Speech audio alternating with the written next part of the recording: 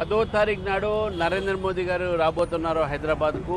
తెలంగాణకు మొట్టమొదటిసారిగా పార్లమెంట్ ఎన్నికల తర్వాత వస్తున్నారు కాబట్టి, 3వ తారీఖు ప్రధానంగా వస్తున్నారు కాబట్టి 10వ తారీఖు నాడు ఈ యొక్క బహిరంగ సభ దీన్ని సఫలీకరణ చేయాలని చెప్పేసి కూడా యావత్ తెలంగాణ ప్రజల్ని కోరుతా ఉన్నాను.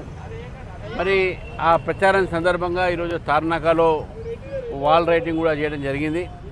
ఈ వాల్ రైటింగు ద్వారా, పోస్టర్ల ద్వారా, ఫ్లెక్సీల ద్వారా ఈరోజు ప్రచారం భారతీయ జనతా పార్టీ చేస్తూ ఉంది. కార్యకర్తలు వాల్ రైటింగ్ చేస్తూ ఉన్నారు. నేను కూడా ఈ వాల్ రైటింగ్లో పాల్గొనడం జరిగింది.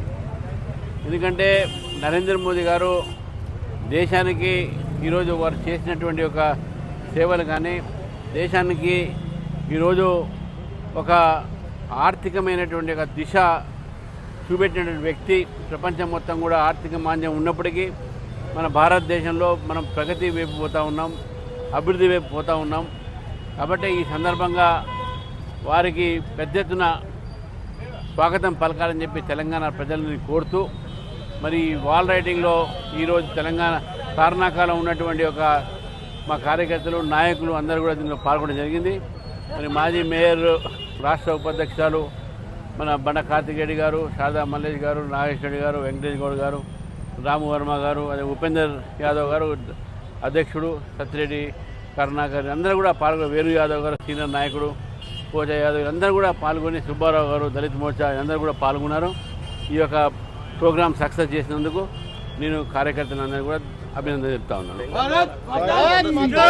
బెంగాల్లో 100 సీట్లు చొరయ్యా మమత అన్నది, దానికి రాహుల్ గాంధీ కూడా మద్దతు తెలిపారు. గతంలో కూడా చోరీ చేసేటోళ్ళే చోరీ మాట్లాడతారు. వీళ్ళందరికీ చోరీ అలవాటే మొన్న గెలిచారు. ఇప్పుడు చోరీ నడవట్లేదు వీళ్ళది.